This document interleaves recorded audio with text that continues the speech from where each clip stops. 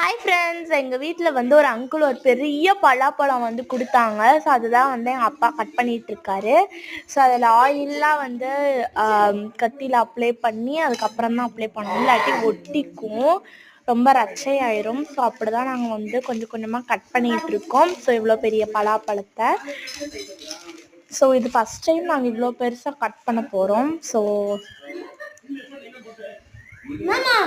ஒரு இடத்துல கட் பண்ண எல்லா இடத்துலயும் பால் பழம் கொடுத்தா